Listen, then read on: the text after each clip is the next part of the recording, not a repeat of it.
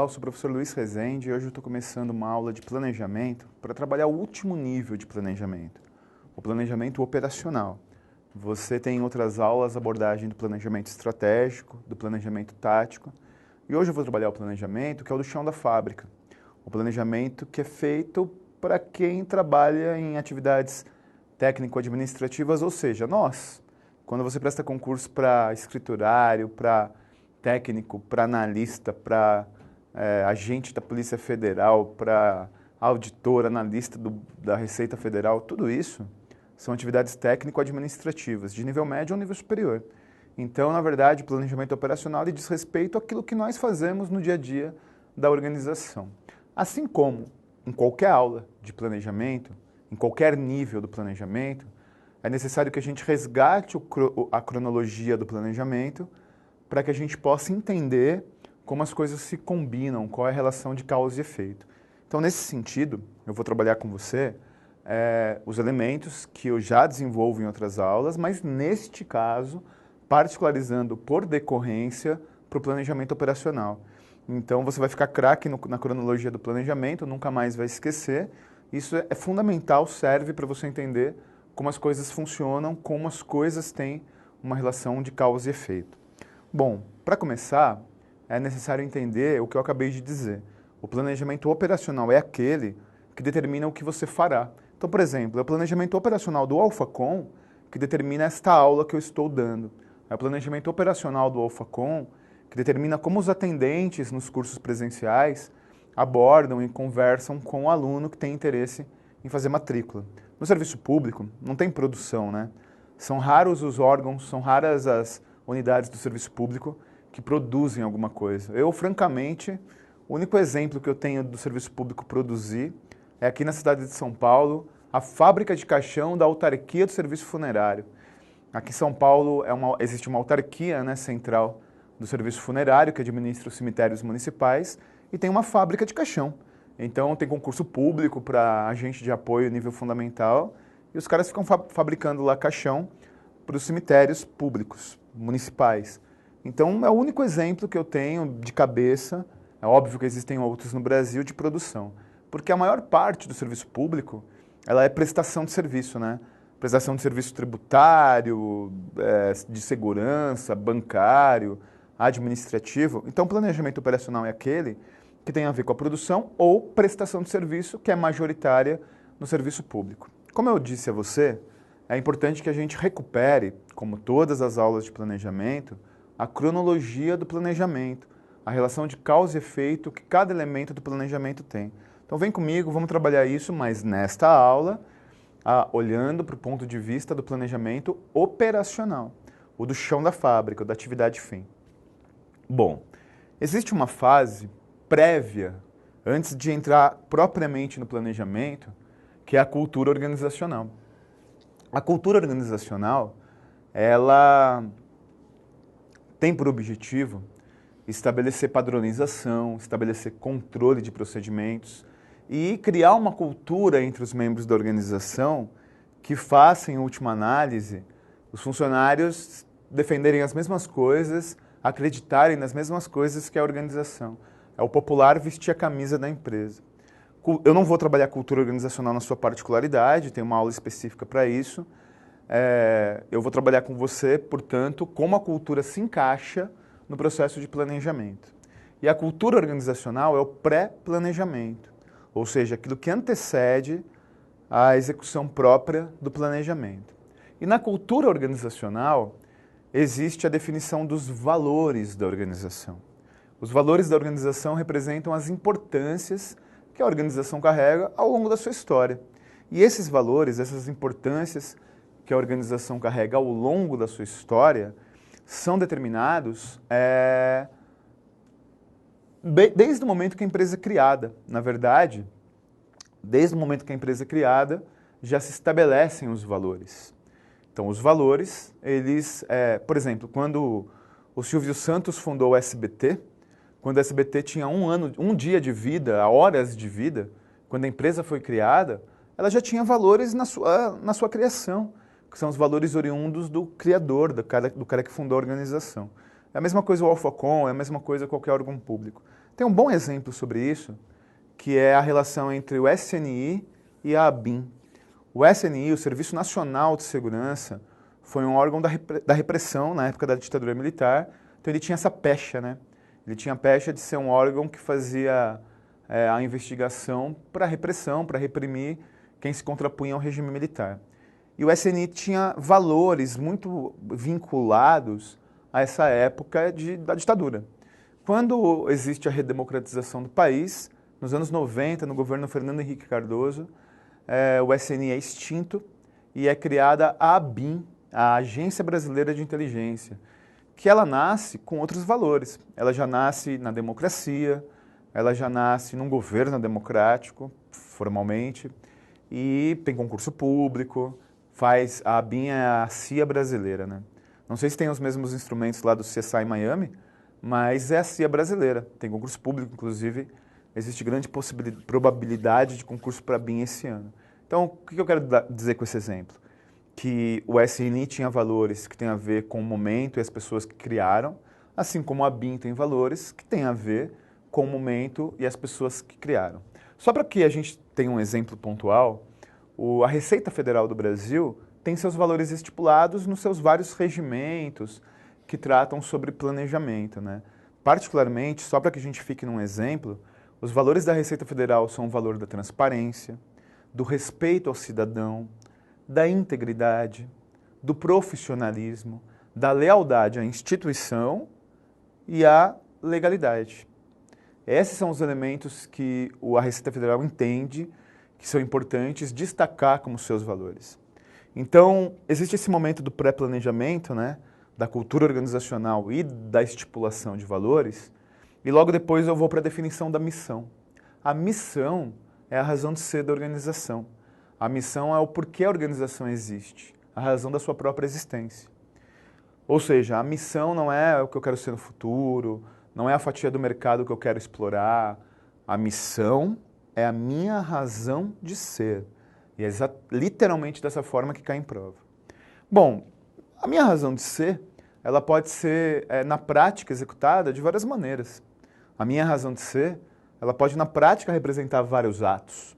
Então, a visão, que é o segundo elemento do planejamento, atende a dois objetivos. O primeiro objetivo da visão é você concretizar a sua missão. Esse é o primeiro objetivo. E o segundo objetivo é como você pretende ser visto pela sociedade. Então a missão atende esses dois elementos, né, esses dois parâmetros. Depois que eu já sei quem eu sou e o porquê eu existo, depois que eu já sei como eu quero ser visto pela sociedade e como eu concretizo a minha razão de ser, aí eu faço análise ambiental. E essa análise ambiental, ela é feita por uma ferramenta administrativa chamada matriz SWOT, que é uma ferramenta criada na Universidade de Stanford, num dos berços da iniciativa privada e do capitalismo, mas que o serviço público, desde os anos 90, num processo ali de modernização do Estado brasileiro, ele incorpora.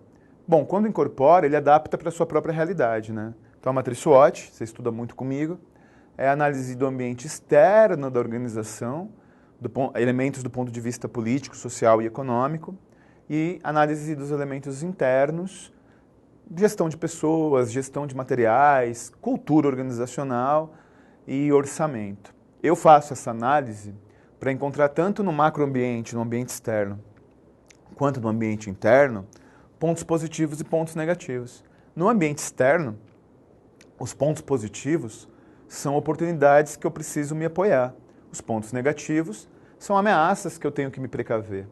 No ambiente interno, os pontos positivos são as forças organizacionais. Os pontos negativos são as fraquezas organizacionais, as fraquezas estruturais. Depois que eu faço a matriz SWOT, depois que eu faço a análise SWOT, eu crio cenários. Existem vários cenários. Os cenários eles são baseados nessa análise ambiental e esses cenários geram uma indicação de sobrevivência, de manutenção, de possibilidade de crescimento ou de alavancagem desenvolvendo um novo mercado. Então esses são os cenários e depois que eu faço tudo isso, aí eu já vou para o planejamento estratégico. Então tanto a matriz SWOT quanto a criação e a determinação de cenários, ela define o planejamento estratégico. O planejamento estratégico, ele é alvo de outras aulas, né? Ele é um só, ele é de toda a organização. Ele é feito pelo nível diretivo da organização, e ele tem por objetivo guiar a organização, determinar o caminho que a organização vai seguir no próximo período. Quem determina, quem cria o planejamento estratégico é o nível diretivo, que dá orientações gerais sobre o futuro da empresa.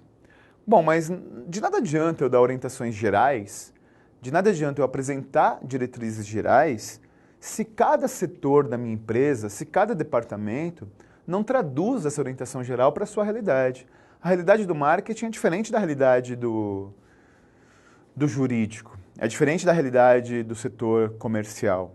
Então, no planejamento tático, que é o intermediário entre esses dois planejamentos, eu tenho o planejamento que é departamental, o planejamento para cada setor, para cada departamento.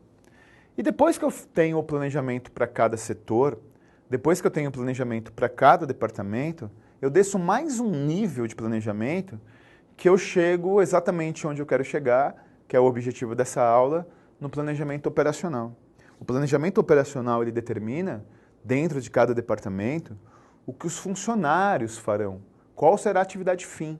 Então nós podemos criar uma relação do planejamento operacional sendo vinculado à atividade fim e o planejamento, no caso do serviço público, prestação de serviço majoritariamente, e no planejamento tático, atividade meio. Então, na verdade, planejamento operacional é aquele que quando você toma posse e tem início de exercício, você tem funções delegadas. Olha, você vai atender o público, você vai trabalhar no almoxarifado, você vai fazer levantamento de bens patrimoniais e assim por diante.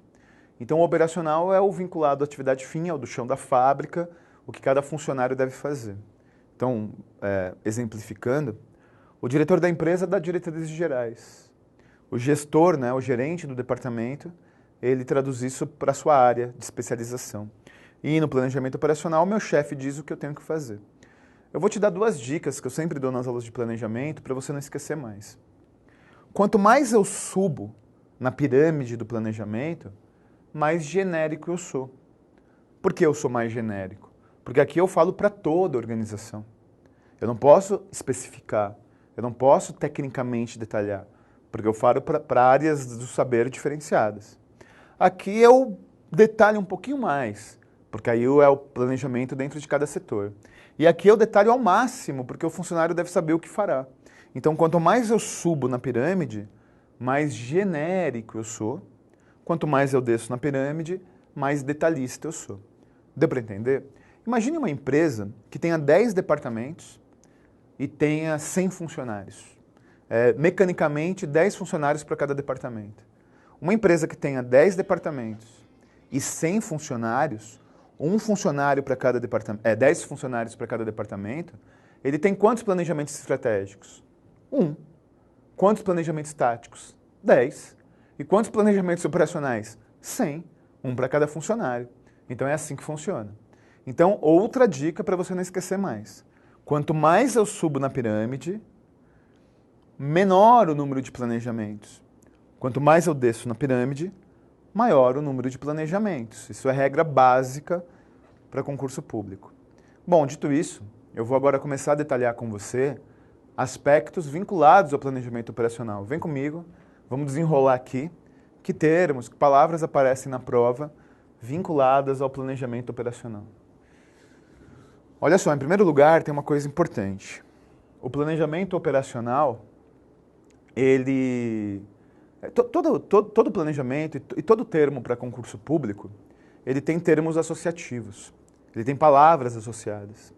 Então, a FCC, a ESAF, a CESP-UNB, as bancas organizadoras mais importantes, elas sempre escolhem palavras, sempre escolhem termos associados ao tópico da prova, ao tópico da questão. E o planejamento operacional, ele tem sempre alguns termos associados. Em primeiro lugar, como eu já falei para você, ele está vinculado à atividade fim. Por exemplo, qual é a atividade fim do Alphacom? É isso que eu estou fazendo, né? É lecionar aula, é ministrar aula para o aluno. Tudo que não é ministrar aula é atividade meio. Então, o pessoal da técnica, os cinegrafistas, o pessoal do pedagógico, atendimento, marketing, jurídico. Tudo isso é atividade meio, é atividade de suporte para atividade fim. O planejamento operacional não é de suporte. O planejamento operacional ele é vinculado àquilo que a empresa entrega para o cidadão. Então, quando você vai num hospital, o enfermeiro e o médico que executam a atividade fim. Quando você vai no banco, o técnico bancário, o escriturário executa a atividade fim. Quando você vai numa escola, o professor executa a atividade fim. Então, lembre disso. Lembre que o planejamento operacional não é estrutural.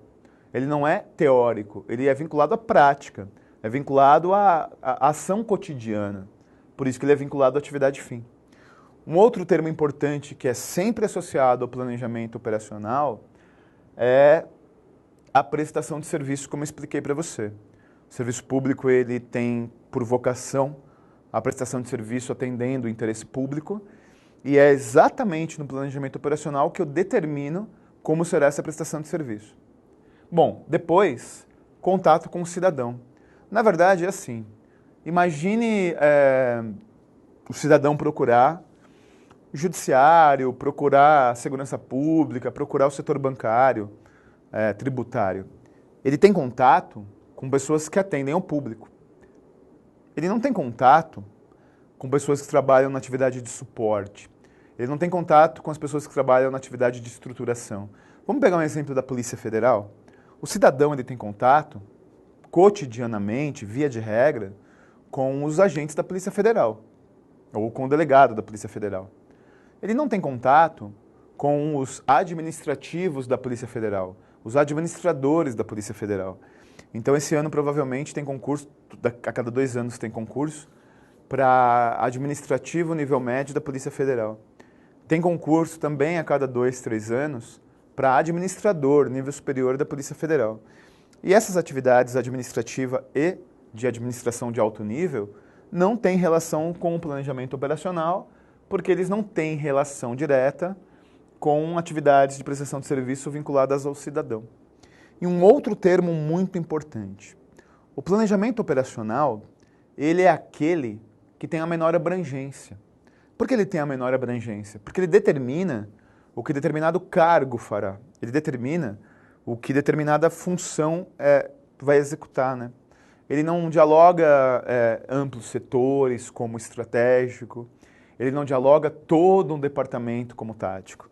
Ele, na prática, diz o que eu farei, o que você fará, o que o servidor público fará. Então, nesse sentido, a abrangência é a abrangência do cargo, é a abrangência da atividade a ser desenvolvida. E, considerando os outros 2 planejamentos, ele tem menor abrangência, porque ele é mais específico, ele é o do dia a dia. Também isso é um termo que é muito comum cair na prova, que o planejamento operacional é vinculado à ação cotidiana, é vinculado ao dia a dia. Está claro isso? Bom, isso aqui são termos sempre associados na prova ao planejamento operacional. Mas o importante é a estruturação teórica também do planejamento operacional.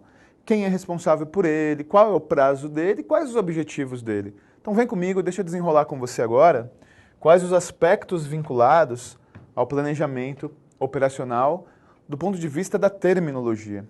Olha só, assim como todos os outros planejamentos, o planejamento operacional ele tem prazo. Só que no caso do planejamento operacional é um pouco diferente. O planejamento estratégico que você aprende em outras aulas, ele é de longo prazo, porque ele é maior do que o ciclo de governo do chefe do executivo. Ele é de 5 ou de 6 anos. O planejamento tático ele é de médio prazo, porque ele corresponde à metade do ciclo de governo do chefe do executivo, 2 anos. E o planejamento operacional ele é de curto prazo, mas é um pouco diferente. Ele pode ser do momento seguinte até 1 ano. Quando você toma posse no serviço público, você pode tomar posse às 8 da matina, iniciar exercício, né, às 8 da matina, às 8h30, né, para dar tempo de você chegar no órgão, e ao meio-dia você já tem tarefa delegada, ao meio-dia você já tem função a desenvolver. E o treinamento? Treinamento às vezes acontece. Então, o tal do curto prazo pode ser do momento seguinte até no máximo 1 ano. Tá claro isso? Bom, então esse é o prazo, curtíssimo, né? É o dia a dia. Bom, e quem é responsável pelo planejamento operacional? Não é o nível diretivo. A alta cúpula de uma empresa, o nível diretivo da empresa, não fica acompanhando o cotidiano de funções a serem desenvolvidas, porque nem é essa a função dele. Os diretores do Alphacom não ficam acompanhando montagem de aula, atribuição de aula e qualidade de aula. Existem pessoas que fazem isso. Bom, o planejamento tático, então o estratégico é de responsabilidade do nível diretivo, o tático é de responsabilidade das pessoas que são chefes de cada departamento, os chamados níveis gerenciais. E, finalmente, o planejamento operacional ele é vinculado aos níveis técnico-administrativos, ou seja, auditor, analista, técnico, escriturário, escrivão, coordenador pedagógico e por aí vai. Então, os cargos que nós pleiteamos no serviço público são todos eles operacionais, porque ninguém aqui vai prestar concurso público para ser diretor de órgão público. Você pode até se tornar lá dentro, mas você presta concurso para cargos técnico-administrativos de nível médio e nível superior. E, finalmente, quais os objetivos do planejamento operacional? Os objetivos do planejamento operacional é que você tenha metas a cumprir, para que você tenha metas a mensurar. Então, o cumprimento de metas de curto prazo é o objetivo do planejamento operacional. Deu para entender? Esses são os termos associativos na prova. Deixa eu te falar uma coisa muito importante. Existem duas palavrinhas sempre vinculadas ao planejamento. Uma delas chama-se refinamento. A outra chama-se reengenharia.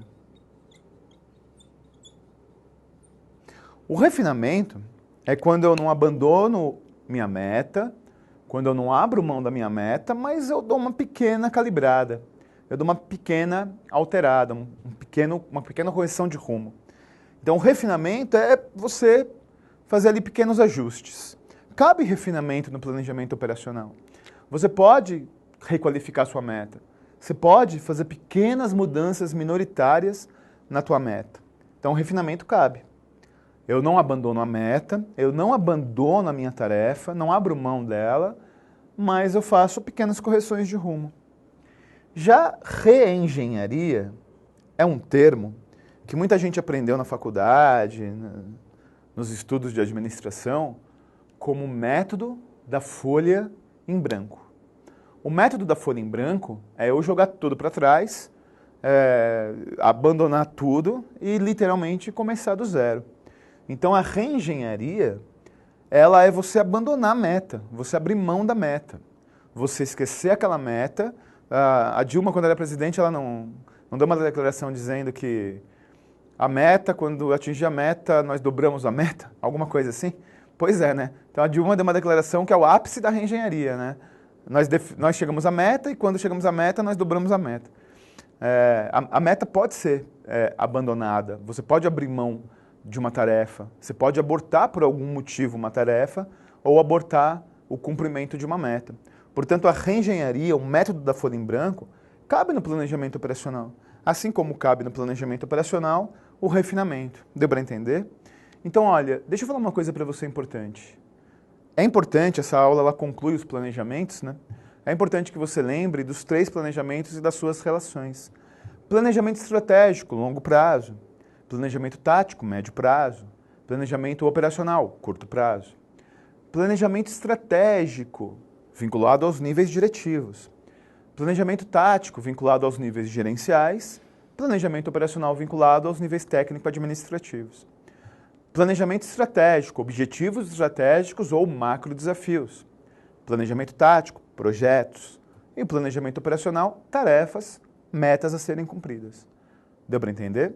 Então esses são os termos que você tem que lembrar na hora da prova. Olha, dos 3 planejamentos, o que mais cai em prova é o planejamento estratégico. Só que é evidente que cai em questões tanto de tático quanto de operacional. E é importante que você fique esperto, porque tem algumas pegadinhas. Como eu falei para você, as bancas organizadoras cada vez mais trabalham com palavra-chave e as questões do seu material têm por objetivo, todas são de provas anteriores, múltipla escolha algumas, assertiva, certo, errado, outras, CESP e UNB, que você veja qual é a pegadinha, qual é o pulo do gato para acertar a questão, porque afinal de contas, a prática é o critério da verdade, já dizia o velho revolucionário. De nada adianta ficar aqui de blá blá blá se a gente não verifica como isso cai na prova. Então vamos lá, vamos para o material, para as questões do material, para você verificar como o planejamento operacional cai em prova. Vou imediatamente para a leitura da primeira questão. O planejamento operacional, alternativa A, preocupa-se em atingir os objetivos departamentais. Alternativa B, abrange cada departamento ou unidade da organização. Alternativa C, é projetado para médio prazo, geralmente para o exercício anual.